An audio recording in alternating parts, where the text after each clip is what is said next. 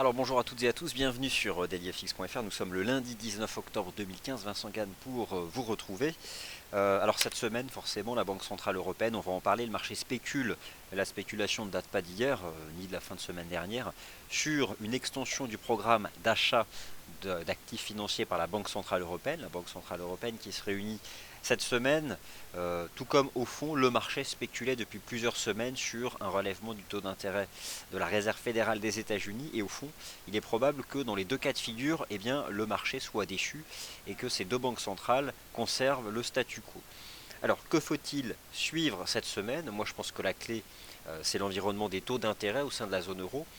Je jetais un œil d'ailleurs à nouveau à l'évolution des obligations d'État et de manière générale tous les rendements obligataires au sein de la zone euro. Ils restent faibles et ont même tendance à continuer de baisser, ce qui explique pour beaucoup le fait que la baisse du dollar américain ne se soit pas traduite par des dépassements de résistance sur le taux de change euro-dollar par exemple. Je vais en parler du taux de change euro-dollar. Alors, on va prendre un peu de recul, un peu de hauteur. Je vous retrouve après une semaine d'absence dans ces colonnes. Je vais donc faire un tour d'horizon des graphiques de long terme pour voir justement où en sont ces marchés. Peu de choses ont changé finalement depuis une dizaine de jours, avec des actions européennes qui ne sont pas allées plus haut, mais qui préservent, ou en tout cas confirmé la réaction positive début octobre sur les niveaux de support majeurs. On a retrouvé aussi la corrélation positive entre le marché de la dette souveraine et le marché des actions, le prix des obligations et le prix des actions qui ont avancé ensemble et qui ont maintenu finalement l'euro-dollar sous pression. Les taux d'intérêt, l'euro, l'évolution du Bund, sans oublier l'évolution du dollar américain et quelques banques centrales à suivre cette semaine. Voilà ce qui animera l'ensemble de nos émissions tout au long de la semaine. Prenez connaissance de l'avertissement sur les risques liés aux devises et au CFD et de manière générale donc au marché financier. Alors pour commencer, brièvement, l'agenda économique de la semaine, il est simple. La meilleure façon d'en avoir une vue panoramique, c'est de vous rendre ici sur dailyfx.fr. Moi ce que je vous invite à faire, c'est à cliquer sur ce bouton cette semaine et à décocher toutes les statistiques qui ne sont pas d'importance forte, ce qui vous donne donc une vue synthétique de ce qu'il faut suivre cette semaine. Et l'agenda économique, il a déjà commencé, puisqu'on a eu la nuit dernière des chiffres chinois, vous le savez, avec un taux de croissance économique en Chine au troisième trimestre qui continue de ralentir, mais qui dépasse pourtant le consensus. Le marché a peut-être au fond l'espoir que ce niveau de la croissance économique en Chine parvienne à se stabiliser autour des 6,5-7%, ce qui serait quand même nettement mieux que 4 ou 5%, une anticipation basse qui avait amené d'ailleurs un certain nombre de marchés, notamment les matières premières, à reculer fortement et puis finalement se stabiliser parce que le marché commence à se dire que ce niveau de la croissance économique en Chine, il a peut-être atteint un plancher. Et dès lors que le marché sait et n'est plus dans l'incertitude, le risque est à nouveau présent, en tout cas la recherche des actifs risqués sur les marchés. La Chine, la Banque Centrale Européenne, la Banque Centrale du Canada cette semaine, c'est toujours important de bien comprendre comment les banquiers centraux de la Banque Centrale du Canada envisagent l'avenir, puisque les économistes de la Banque Centrale du Canada étudient en grande partie l'environnement des matières premières et notamment du prix de l'énergie. Et je pense que les économistes de cette banque centrale doivent être suivis de près puisqu'ils sont experts justement en évolution du prix des matières premières. Plus que tout autre pays occidental, le Canada est un des pays qui est très lié justement au prix à l'exportation des matières premières, alors que généralement ce sont des économies émergentes qui en tirent l'essentiel de leurs revenus. Le Canada, c'est quand même très différent de l'économie de la zone euro, ou encore même celle des États-Unis, qui est quand même beaucoup plus diversifiée. Et donc forcément, la Banque Centrale Européenne, le 22 octobre, le marché spécule dessus, alors que finalement, elle est bien susceptible de ne rien vouloir faire cette semaine. En tout cas, ce sont nous, ici, les chiffres qui nous intéresseront tout au long de la semaine. Alors, on est lundi, je sais qu'il s'est passé un certain nombre de choses la semaine dernière, mais au final, les graphiques de moyen long terme permettent de prendre du recul et de réaliser qu'en réalité, il ne s'est pas passé grand-chose en termes de direction de marché la semaine dernière. Globalement, les marchés actions américains et européens tiennent le choc, réagissent favorablement depuis la fin du mois de septembre, tout simplement parce que plus aucun trader n'envisage un relèvement du taux d'intérêt des Fed Funds cette année. Donc voilà, la probabilité c'est quoi? Bon, on peut regarder celle sur les contrats futurs, mais concrètement c'est inférieur à 10%. Donc il n'y aura pas de hausse de taux cette année par la Réserve fédérale des États-Unis. ce qui a finalement maintenu le dollar américain dans son range en place depuis le mois de mars dernier. Cette semaine, la Fed, on va l'ignorer, on s'y intéresse toujours, notamment aux agrégats économiques américains, mais voilà maintenant comment résonne le marché. On envisageait l'inflexion du cycle des taux d'intérêt par la Fed. En gros, l'inflexion, c'est quoi? C'est un changement. Le changement, c'est quoi? C'est le fait que depuis 7 ans, les taux sont à zéro. Une inflexion, c'est le fait que cette politique de taux zéro soit quittée. Elle ne sera pas quittée.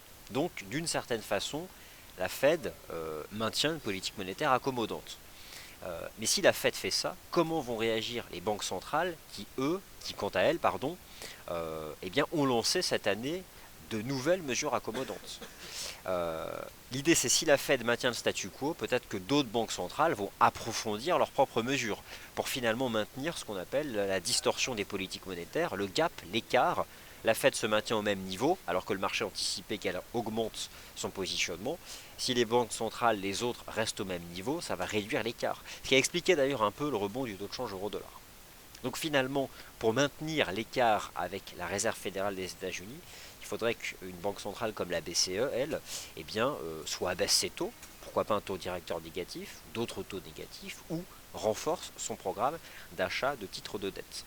Lorsqu'on écoute les déclarations récentes des membres du directoire de la Banque Centrale Européenne, ils vont généralement pas dans ce sens. En fait, ils considèrent que de toute façon, c'est clairement trop tôt pour envisager une telle action. Mais les marchés financiers, pour l'instant, ne disent pas réellement ça, puisque de manière générale, eh bien, les taux souverains à 10 ans au sein de la zone euro se sont repliés un peu partout. Qu'il s'agisse de l'Italie, de l'Espagne, du Portugal, de la Grèce, de l'Allemagne, et on va suivre le Bund, un peu partout, ces rendements obligataires se sont repliés. Alors, je pense que c'est le marché le plus important à suivre cette semaine, puisque sa direction va permettre de bien comprendre comment les investisseurs se positionnent par rapport à la Banque Centrale Européenne.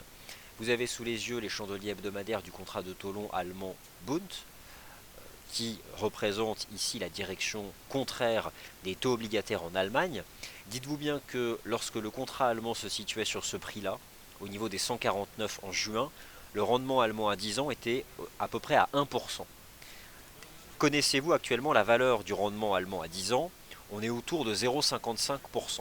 Voilà, autour de 0,55. Et donc, depuis le passage de 1% à 0,55, donc la baisse des taux obligataires au sein de la zone euro, le prix du Bund, lui, est remonté de 148,50 à environ 157 au plus haut du mois de septembre. Il y avait un niveau technique cette fois-ci qui était intéressant, c'était les 156. C'était d'ailleurs une des cibles de l'analyse technique, qui en plus correspondait au prix du contrat lorsque la Banque Centrale Européenne a lancé son fameux programme d'achat d'actifs qui pourrait être étendu à cette semaine. Bien, ce niveau des 156, il a été dépassé fin septembre, et ce qui pour le moment moi m'intéresse, c'est le fait que ce niveau qui a été dépassé agit depuis maintenant 2 semaines comme un niveau de support. Donc, que nous dit le marché de la dette? L'analyse technique du marché de la dette au sein de la zone euro nous dit que tant que ce contrat se maintient au-dessus du niveau des 156, eh bien c'est le signal du marché, ou en tout cas l'anticipation du marché, comme quoi la Banque Centrale Européenne pourrait maintenir une approche profondément accommodante ou laisser envisager qu'elle pourrait étendre son programme d'achat d'actifs, pas forcément cette semaine, mais plus tard. Donc cet actif-là, il est à suivre. Et j'ai envie de dire que tant que le Bund se maintient au niveau des 156, ce qui indique que les taux obligataires au sein de la zone euro sont sous pression, et il est difficile d'envisager un euro-dollar s'apprécier fortement. Je vais en venir d'ailleurs à ce taux change euro-dollar. Ce qui pourrait changer si la Banque Centrale Européenne jeudi avait un discours du type la zone euro a retrouvé une relative autonomie économique, la zone euro est étanche aux risques macroéconomiques dans le monde, nous, banquiers centraux de la Banque Centrale Européenne, économistes de la Banque Centrale Européenne, on pense que la Chine a atteint le point bas, etc., que les matières premières ont atteint le point bas. Forcément, si on avait une telle approche, forcément, il y aurait des conséquences fortement haussières pour l'euro. En tout cas, voilà donc pour le moment ce qu'il faut suivre, je pense, cette semaine, ce sont les éléments importants et forcément donc cette hypothèse de voir certaines banques centrales, dont la Banque Centrale Européenne, prolonger leur politique monétaire accommodante, alors que la Fed, elle, n'a touché à rien finalement depuis le début de l'année. Voici donc pour le Bund, ce niveau des 156, c'est un niveau technique que je pense vous devez avoir en tête. Pourquoi pas pour des stratégies d'achat, puisque pour le moment ce niveau agit comme support. Et le taux de change euro-dollar, que s'est-il passé la semaine dernière? Alors lorsqu'on regarde des graphiques intraday ou des graphiques journaliers, on peut avoir le sentiment que l'euro-dollar a progressé. Il a progressé la semaine dernière. En réalité, l'euro-dollar, depuis maintenant le mois d'août, il évolue entre 1,11 et 1,1450, 1,15. D'accord. 1,11, 1,1450, 1,15. Dans ce range entre 1,11 et 1,1450, 1,15, il y a à la fois le fait que l'euro ne baisse plus. L'euro ne baisse plus, pourquoi? Eh bien parce que la macroéconomie se redresse progressivement au sein de la zone euro, mais il y a surtout le fait que le dollar ne monte plus, voire même a basculé de la partie haute à la partie basse de son range, ce qui a fait basculer l'euro-dollar de la partie basse à la partie haute, donc de 1,11 à 1,1450. Moi je m'intéresse à ce qui s'est passé la semaine dernière, cette fois-ci c'est juste une approche technique, un chandelier japonais, euh, c'est l'indécision sur le taux de change euro-dollar. Il y a plusieurs façons de représenter l'indécision en analyse technique, il y a notamment certains chandeliers japonais. La semaine dernière, alors qu'au plus haut de la semaine, l'euro-dollar tentait de déborder les 1,1450, 1,15, il clôture finalement en deçà, avec un chandelier qui s'appelle un doji pierre tombale. Alors, qui ne signifie pas forcément la vente, c'est l'indécision. Le doji pierre tombale, c'est l'indécision. C'est souvent un chandelier de creux, mais lorsqu'on se situe en tendance baissière. Mais dans ce type de phase de marché qui voit l'euro-dollar être en range entre 1,11 et 1,1450, 1,15, la pierre tombale de la semaine dernière indique une seule chose, que les 1,1450, 1,15 rassemblent toujours des vendeurs.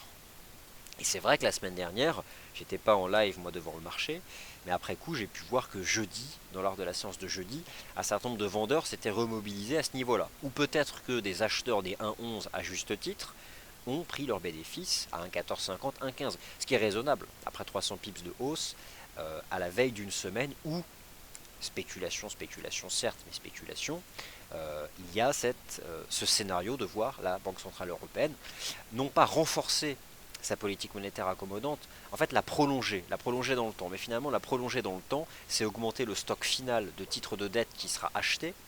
Et donc, au final, c'est un renforcement.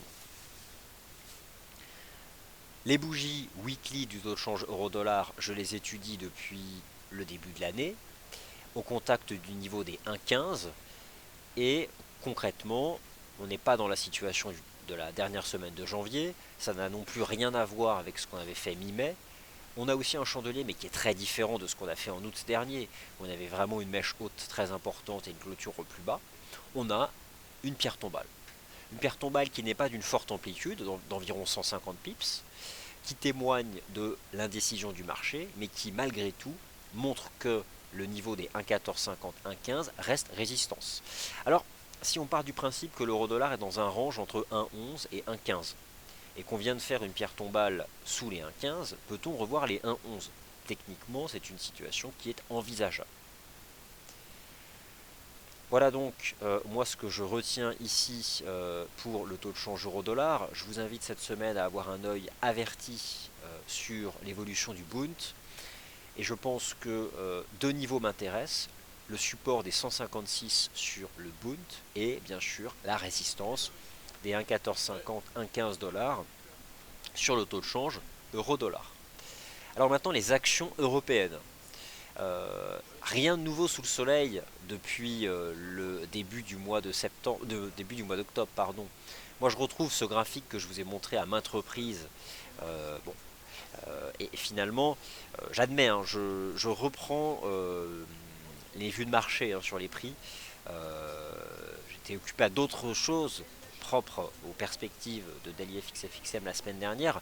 Et au fond, le graphique de l'Eurostoxx 50 qui représente la façon dont les investisseurs internationaux se positionnent sur les actions de la zone euro reste le même. Ce qui compte, c'est la tenue de l'ultime garant du marché aussi en place depuis 2009, le niveau des 3000 points.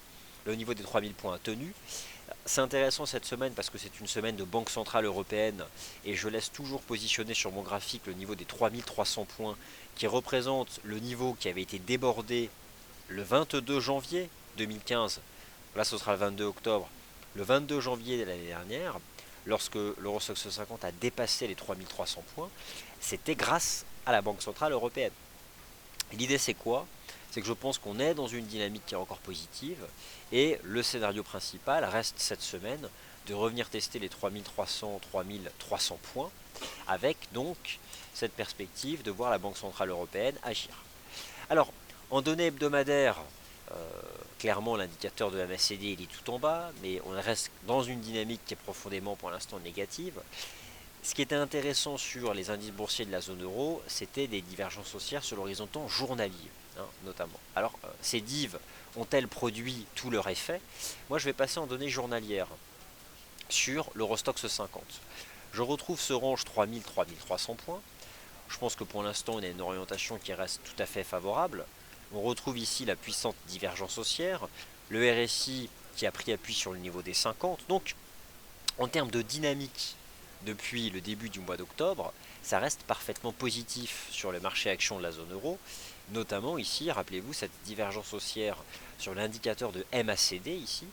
La ligne de MACD d'ailleurs, en données journalières, dépasse le niveau 0. Alors, je ne sais pas si vous savez comment est construit l'indicateur de MACD, c'est un différentiel de moyenne mobile, une longue, une courte. Le fait de voir l'indicateur de MACD refranchir le niveau 0 signifie que la moyenne mobile courte repasse au-dessus de la moyenne mobile longue. Et ça c'est donc important, c'est un alignement haussier.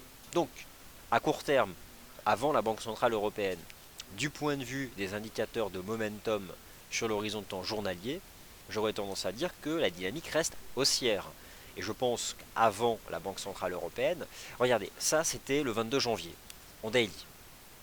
Regardez le 22 janvier, lorsque la BCE annonce son QE. Le marché a cassé les 3300 points, et ensuite ce niveau des 3300 points a servi de support avant d'avoir le grand marché haussier du premier trimestre. L'idée c'est quoi maintenant? C'est qu'avant la BCE cette semaine, je pense qu'on va revenir chercher ce niveau des 3330 points, 3300-3330 points. Ensuite, pour réenvisager un Eurostoxx 50 déborder les 3300-3330 points, il faut que cette Banque Centrale Européenne, et vous allez me dire que c'est un peu triste peut-être de penser comme ça, mais je pense que cette semaine, le marché ne va pas se concentrer sur les publications macroéconomiques. On a besoin de temps pour voir comment la macro va se redresser. C'est la BCE. Et c'est bête et méchant, mais si la BCE prolonge sa politique monétaire accommodante d'une quelconque façon, ou laisse envisager qu'elle est susceptible de le faire, et donne des détails, le marché d'une part rejoindra 3300 points, mais peut-être même les dépassera. On ne revivra pas cette phase de hausse linéaire parce qu'elle était excessive. Et cette phase de hausse linéaire excessive a été corrigée par un mouvement qui a été tout autant excessif. Pour finalement revenir à la case départ, donc ce fameux niveau des 3300 points ici sur l'Eurostoxx 50. Donc en ce qui me concerne, vous le savez, depuis fin septembre, où j'avais clairement affiché mon biais haussier au-dessus des 3300 points, en tout cas je considérais que c'était la frontière chartiste, parce qu'autant vous dire que si l'Eurostoxx 50, qui est le benchmark, l'indice de référence, basculait sous 3300, c'était le point de départ du grand marché baissier. Maintenant je pense que clairement on peut revenir dans cette zone-là. Donc le CAC, l'Eurostoxx 50, bon ça ce sont des graphiques de long terme, ok. Moi voilà le DAX en weekly. Bon, avec un tel chart, le fait d'avoir repris au fond le trend haussier en place depuis 2011, et là sur le DAX vous avez les bougies japonaises weekly, je pense que là aussi le marché a repris une orientation positive. La semaine de la Banque Centrale Européenne, c'était cette semaine-là. L'idée c'est quoi? C'est de voir un DAX en mesure d'aller rechercher 10 300 voire 10 500. Hein. Ça c'est ces cas de figure. Si Stock 50 ira chercher les 3330 points. Bon, voilà, concrètement, sur la base des graphiques de moyen long terme, ça fait du bien de temps en temps de prendre un peu de recul. Ce sont ces éléments-là que je retiendrai. 156 en support sur le DAX, 1,1450, 1,15 en résistance majeure sur l'euro-dollar, avec donc cette pierre tombale qui au fond avant la BCE. Et vu la manière très simple actuellement dont résonne le marché, et au fond qui est la même depuis 2009, les éternelles politiques monétaires des banques centrales, l'idée c'est que euro-dollar peut rester sous pression après cette pierre tombale. Globalement, les marchés actions au sein de la zone euro continuent leur petit bonhomme de chemin positif depuis la fin du mois de septembre. Et je pense que cette semaine, l'Eurostoxx 50 peut aller chercher 3003, 3327 points. Alors maintenant, le dollar américain. Le dollar américain, rien de nouveau sous le soleil depuis le mois de mars 2015. Lorsque on étudie l'analyse technique de l'US Dollar Index de FXM en données hebdomadaires, eh bien c'est un range entre 11 736 et 12 162. Typiquement, ce type de range, après une phase haussière linéaire comme on a pu avoir entre juillet 2014 et mars 2015, est censé être une pause avant de voir le marché en sortir par le haut. Mais malheureusement, les fondamentaux n'autorisent pas une sortie par le haut. D'une part parce que les fondamentaux que suivent la Réserve fédérale des États-Unis sont décevants ces dernières semaines, et d'autre part, le marché exclut toute inflexion du cycle des taux d'intérêt aux États-Unis cette année. Ce qui peut durablement et encore de nombreuses semaines maintenir l'US Dollar Index dans ce range. Par contre, en sortir par le bas serait clairement là l'amorce d'une phase de retracement beaucoup plus profonde, parce qu'un range tout en haut, c'est pas un retracement très profond. Voilà donc pour l'instant où se situe le marché. Généralement, lorsqu'on a des premiers indicateurs négatifs ou décevants, on a besoin de confirmation. Là, le marché, il attendra la première semaine du mois de novembre aux États-Unis, et notamment le premier vendredi du mois de novembre, le vendredi 6, et le rapport du mois d'octobre, du marché du travail. L'idée c'est quoi? Est-ce que les chiffres du mois de septembre sont transitoires, ou s'agit-il réellement d'un changement propre à l'économie US, désormais moins capable, pour tout un tas de facteurs, peut-être les matières premières ou encore la consommation des ménages, capable de créer des emplois. Ou encore le dollar fort. Voilà. Donc voilà comment moi je tiens à démarrer la semaine, et je vous invite notamment à retenir ce chart de l'euro-dollar en, en données hebdomadaires. Alors la ligne de tendance baissière en place depuis les 1,40, c'est terminé, elle n'existe plus. Elle n'existe plus, le marché a donc laissé la place à ce range. Moi je reste toujours finalement avec cette même approche, cette fois-ci technique. Le jour où le marché enregistre une clôture hebdomadaire au-dessus des 1,1450, ce qu'il a failli faire la semaine dernière, c'est un signal d'achat pour viser 1,18 voire 1,20. Tant que le marché reste en dessous des 1,1450, 1,15 comme il a fait la semaine dernière, et bon voilà, on a quand même cette pierre tombale, c'est difficile d'envisager que le marché aille plus haut. Alors il y a énormément d'actifs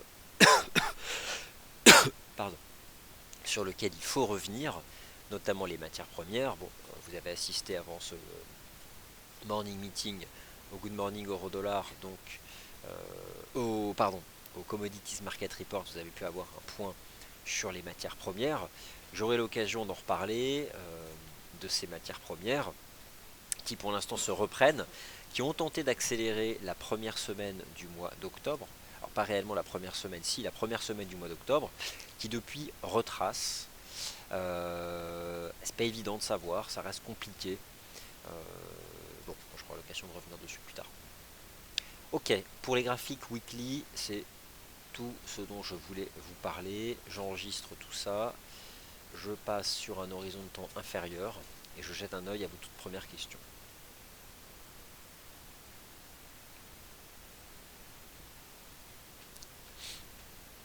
Alors, je les lis en fait, j'en fais la synthèse. Je vois des questions de positionnement sur le DAX. Des questions de positionnement sur le pétrole. Salut Lastico. Alors, visiteur, que pensez-vous de la Chine qui vendrait ses actifs de dette américaine? Alors de toute façon, si la Chine vend ses actifs de dette américaine, il faut bien savoir une chose, c'est que si elle arbitre ses placements en dette US, c'est pour en acheter d'autres. C'est-à-dire que concrètement, il lui faudrait une alternative sérieuse. Donc c'est une vraie décision. Donc de toute façon, pour le moment, elle n'a aucun intérêt à se débarrasser de tout son stock de dette US. Elle n'a pas intérêt à le faire. Pas pour le moment en tout cas. L'or et l'US dollar index en H4. Y a-t-il une divergence haussière? Ok. Donc ce que je vais faire là, c'est que je vais répondre à vos questions en basculant sur mon horizon de temps intraday. Donc ça se charge tranquillement. Et je prends dans l'ordre tout ce dont vous m'avez parlé. Donc US dollar index de FXM, le DAX, le WTI, et c'est déjà pas mal. On va regarder ça tout de suite.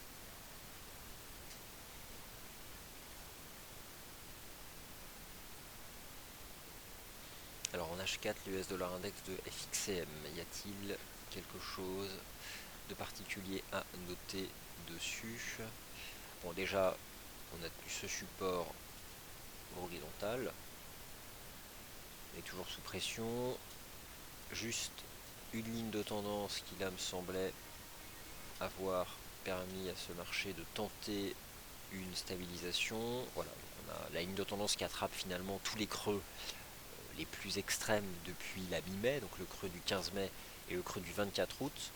Le dollar US s'est stabilisé. En effet, il y avait donc une petite div, mais j'aime pas cette div parce qu'entre temps, ça n'en est pas vraiment une, puisqu'on est repassé par le niveau des 50 entre temps. Donc il y a une contradiction, mais j'appellerais pas ça une divergence. Dans tous les cas, ça a en effet permis au dollar US de tenir le support des 11 865, ce qui a donc maintenu l'euro dollar sous le niveau des 1,1450, 1,15. Dans quel état maintenant se situe l'US dollar index? On a rebondi sur le support, on reste quand même dans une dynamique de correction depuis la fin du mois de septembre. Au niveau actuel des cours, c'est pas évident, mais je pense on est dans un trend de reprise depuis le 15 octobre, et pour l'instant on peut avoir le sentiment que cela peut se poursuivre. En intraday, on tient un micro-support aux alentours des 11 900. Mais au niveau actuel des cours, c'est pas évident. Mais il y avait en effet une contradiction positive en H4, ça je dois l'admettre. Ok, le DAX, qui doit se cacher ici sur mes charts. Alors les marchés actions européens, ils sont positifs depuis la tenue des supports majeurs. Bon, ça c'est ce que je vous ai expliqué. Moi, mon sentiment, c'est qu'avant la Banque Centrale Européenne, l'Eurostoxx 50 ira chercher 3300, voire 3327. Ce qui peut permettre au DAX, avant la Banque Centrale Européenne, d'aller chercher 10 300 points. Donc ce niveau horizontal, 10 300 points, bon là c'est des chandeliers horaires. En données horaires, on a la neutralité sur le RSI qui tient le choc. Quel est le niveau qui agit? Je dirais que tant qu'on est au-dessus des 10 000, 10 000, 18, pourquoi pas envisager le DAX en effet à bien se comporter. Moi mon sentiment c'est que cette semaine on peut aller chercher 10 300. Voilà, c'est pas non plus une cible de fou, hein, mais je pense que voilà, on peut aller chercher ce niveau des 10 300 sur le DAX. Le WTI sur cet horizon de temps, je vais le chercher. Il faut vraiment que j'actualise les graphiques intraday. Alors le WTI, qui était donc sorti par le haut de son triangle, qui a atteint 50 $, qui a retracé, qui est retombé et qui est désormais... honnêtement, on se reprend hein, depuis le milieu du mois d'août sur le cours du pétrole. On est sorti par le haut de la figure, on est revenu à la case départ. On peut même considérer qu'en revenant sur 45 $, on a fait un pullback. Maintenant, c'est globalement... je vais juste monter dans un horizon de temps neutre. Franchement, la situation technique est assez neutralisée. Je conserve malgré tout un biais positif au-dessus des 45 $. On a quand même franchi un palier. Mais c'est possible que ce marché se réinstalle à nouveau dans un range entre 45 et 47,70. Ce qui serait vraiment positif, ce serait de refranchir les 47,70. On voit que la moyenne mobile à 20 jours agit un peu à court terme sur le marché. Bon, mais honnêtement, je dirais que voilà, on s'est à nouveau neutralisé. C'est pas évident d'avoir une vue hyper directionnelle sur ce marché.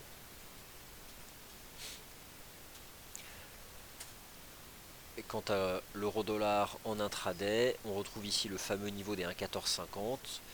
Dans ces deux chandeliers H4 qui sont des chandeliers négatifs, le 15 octobre, en fait, vous retrouvez ce qui a fait la pierre tombale hebdomadaire de la semaine dernière. Et je dirais qu'au fond, le taux de change euro-dollar avant la Banque Centrale Européenne, en cas de cassure des 1,1350, clairement, le risque c'est de retomber sur 1,12. Ce qui est un scénario envisageable avant la Banque Centrale Européenne. Car au fond, on reste dans ce range 1,11, 1,1460, et c'est assez visible, c'est même très visible d'ailleurs, lorsqu'on revient sur ce chart H4, la façon dont évolue là le taux de change euro-dollar. Donc le risque sur le taux de change euro-dollar, même en H4, je me demande si on n'a pas une espèce d'épaule, tête-épaule, bon, sans vouloir exagérer l'analyse chartiste, Mais le seuil à suivre, c'est clairement le niveau des 1,1350. Le briser, c'est retomber en direction des 1,1250 et 1,12, je pense, avant la Banque Centrale Européenne. Pour l'instant, on est clairement sur le seuil. Alors si l'euro-dollar brise les 1,1350 et se replie vers 1,12, c'est ce qui pourrait donner un peu de jus du fait des corrélations au DAX et à l'Eurostoxx 50 pour aller chercher des petites cibles de prix, hein, c'est pas énormissime, mais une cinquantaine de points sur l'Eurostoxx 50 ou 100 à 110 points avant jeudi de hausse sur le DAX en direction des 10 300. Bon, c'est quelque chose, ça peut se passer comme ça, en fin de cas c'est globalement cohérent. Quant au pétrole, je pense qu'il a retrouvé, il a tenté d'accélérer, il se réinstalle dans un range, ça redevient un facteur neutre, mais j'ai envie de dire tant mieux pour les anticipations sur les indices boursiers. C'est bien de voir le prix du pétrole se stabiliser, ce sera négatif de le voir s'envoler à la hausse, en tout cas pour un certain nombre d'industries. Alors, Voodoo Child, que penses-tu de l'euro GBP? Donc, écoutez, j'y vais de suite, l'euro GBP. Alors, l'euro GBP, c'est vendeur. Clairement, le marché est resté sous les 0,7450. Finalement, ce sont ces deux niveaux que je retiendrai sur l'euro. Les 1,1450 de l'euro-dollar qui mettent la pression, c'est le niveau, c'est la résistance. Et les 0,7450 sur l'euro GBP, vu la réaction la semaine dernière baissière sous les 0,7450. L'euro GBP, s'il devait casser les 0,7330, c'est vraiment baissier pour revenir à 0,7240. Idem, hein, voir l'euro dollar casser les 1,1350, ça le renverrait à 1,12. Donc je pense en effet qu'il y a un risque de voir l'euro GBP tomber avant la BCE en direction des 0,7240. Bon là c'est un graphique en données horaires, mais voilà, en données H4 on peut même voir ce type de figure, hein, épaule, tête épaule, sans exagérer, mais le risque c'est vraiment de basculer là-dessous et donc de baisser.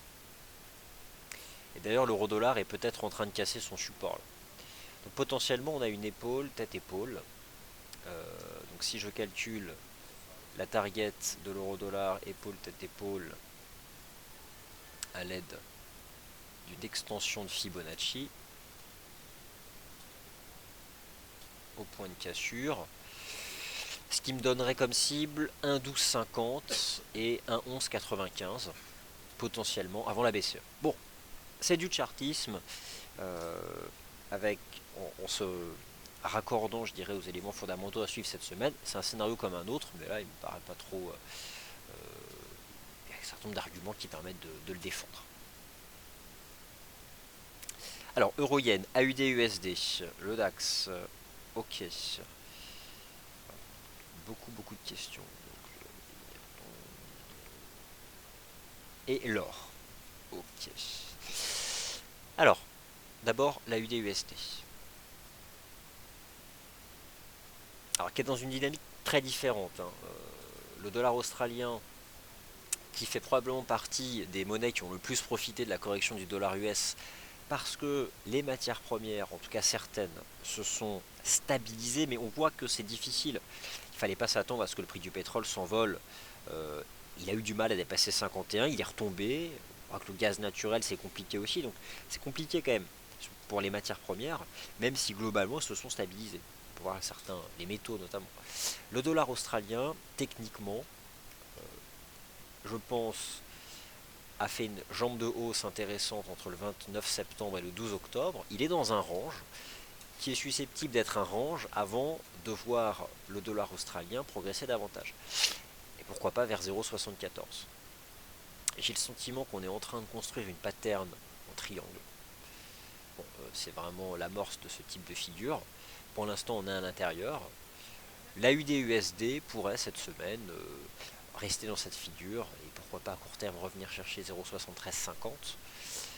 Mais voilà, je pense que lors des prochaines semaines, après une phase directionnelle de 2 semaines, on devrait s'installer sur la UD-USD dans un range. Alors tout à l'heure je parlais d'un support sur l'US Dollar Index de FXM qui relance à court terme. Observez aussi le support de l'USD-CAD, les fameux 1,2835.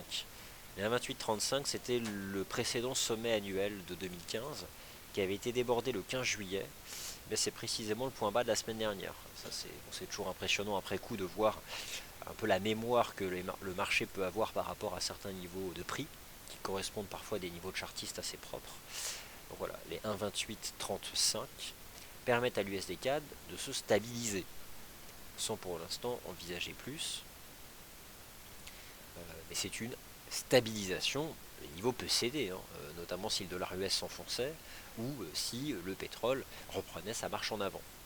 Mais je pense que désormais, au-dessus des 1,2835, le marché pourrait se mettre à dériver à plat un certain temps. Donc réellement, cette semaine, autant les précédentes semaines, je pensais qu'on pouvait avoir plus de dynamique du côté des matières premières, des devises des matières premières, autant cette semaine, on peut se contenter de l'euro. L'euro-dollar, l'euro-GBP, il y a quelques stratégies, il y a un mouvement qui est vendeur depuis le 15 octobre et qui peut se prolonger avant la BCE du fait des spéculations sur une prolongation de la politique monétaire accommodante de la BCE. Ce qui est certain, c'est que ces positions-là sont tellement spéculatives, le marché a tendance à vouloir se mettre à la place des banquiers centraux ou à mettre une pression sur les banquiers centraux pour qu'ils agissent, sauf que ces banquiers centraux sont susceptibles de rien faire. En clair, les positions, je pense encore une fois, sont à tenir lorsque le marché spécule, donc on peut avoir des phénomènes directionnels, mais elles sont sont à couper ou à encaisser clairement avant l'événement, parce que là il peut y avoir de la vol. Bon, hypothèse donc de cette épaule sur l'euro-dollar en H4, mais qui est une figure intraday pour voilà, un scénario de court terme. Le métal jaune, l'once d'or qui donc s'est repris, notamment depuis le début du mois d'octobre, qui a profité du mouvement général sur les matières premières et de la baisse du dollar US. Beau mouvement donc sur l'once d'or qui a franchi un certain nombre de lignes de tendance, qui a dépassé le niveau des 1170 $. On revient dessus. Que faut-il en penser? S'agit-il d'un simple pullback pour un once d'or capable de progresser vers 1200? Honnêtement, j'en sais rien. Mais à court terme, je pense qu'on peut corriger vers 1160. Donc c'est vrai qu'on est dans une dynamique positive, mais à court terme, étant donné que le dollar US rebondit un peu, l'once d'or pourrait revenir dans cette zone comprise entre 1150 et 1160. Pour l'instant, ça fait simplement pullback. Après une phase de progression intéressante. Euh, donc voilà. Et sur le court terme, je pense que ça se replie. En weekly, c'est pas non plus, voilà. On peut revenir tester les 1160, voir si finalement ça agit comme support. Donc maintenant, pour ce qui est vraiment de l'action des prix en intraday, il y a une légère reprise technique de l'US dollar index depuis le support des 11 865 et un eurodoll qui est en risque s'il cassait les 1,1350. Parce que là, il pourrait retomber en direction des 1,12 $ avant la Banque Centrale Européenne. Ce qui donne un peu de jus aux actions européennes. Alors, il y a une question sur l'euro-yen, donc je vais y répondre. L'euro-yen, lors de la session européenne, c'est avant tout le repli de l'euro. Mais l'euro-yen, honnêtement, il est vraiment pas évident. C'est depuis quelque temps un énorme range entre 133 et 137. D'ailleurs, le marché a tenu les 133 fin septembre. Il a rejoint les 137. À court terme, il est sous pression, l'euro-yen. Notamment depuis cette séance du 15 octobre qui a été vendeuse sur l'euro. On a eu une jambe de baisse. Alors est-ce que l'euro-yen est en train de faire un espèce de drapeau? Une jambe de baisse, un drapeau avant donc de rebaisser? Possible. Ce ne serait pas un raisonnement vis-à-vis du yen cette fois-ci, mais plus vis-à-vis de l'euro. Une jambe de baisse, peut-être un drapeau, mais là on est actuellement en plein dedans. Donc tant qu'on est dedans, il ne se passera rien. Si on en sort par le bas, on retombera à 133. Ça viendrait de l'euro probablement. Voilà, donc ça peut être alimenté par... vous savez, d'ici jeudi, il va y en avoir des prises de parole, des anticipations, des probabilités, etc. etc. Ça peut exercer une pression sur l'euro. Un euro qui pourrait être fortement racheté jeudi si la BCE fait rien. C'est-à-dire que ça peut baisser avant, vers 1,12, puis si la BCE ne fait rien, n'annonce rien, remonter tout aussi fortement vers 1,1450. Au fond, techniquement, il n'y aurait rien de surprenant puisque ça fait plusieurs semaines qu'on évolue entre 1,11 et 1,1450. Voilà. Ainsi s'achève le morning meeting du lundi 19 octobre 2015. Merci d'y avoir été attentif. Moi, je vous retrouverai pour le Wall Street Insider à 15h15 avec plus de détails, notamment sur les graphiques intraday et notamment sur l'euro, puisque c'est une semaine de BCE, donc il y a des stratégies sur les paires en euros. Il n'y a pas que l'euro-doll, il y a l'euro GBP qui est intéressant. Il y en a d'autres aussi, j'en parlerai cet après-midi. Je reviendrai sur les marchés actions américains et notamment l'analyse technique du SP500 que je trouve propre, avec ce pullback sur les 2000 points et un marché actions US qui reprend sa marche en avant. Et j'ai toujours le sentiment que les marchés actions US peuvent revenir en direction de leur sommet annuel grâce, là encore, à la politique monétaire de la Fed. Euh, les bons vieux raisonnements en place depuis quelques années ne sont pas abandonnés par les investisseurs. Et ça restera le cas tant que l'économie réelle n'aura pas retrouvé son autonomie vis-à-vis des politiques monétaires. Donc finalement, ce qui permet aux actions de progresser depuis quelques semaines, c'est encore les banques centrales et leurs politiques monétaires accommodantes. Voilà, prochain point de marché à 13h, le 13h des day traders, et moi je vous retrouve donc tout à l'heure à 15h15. Merci à tous.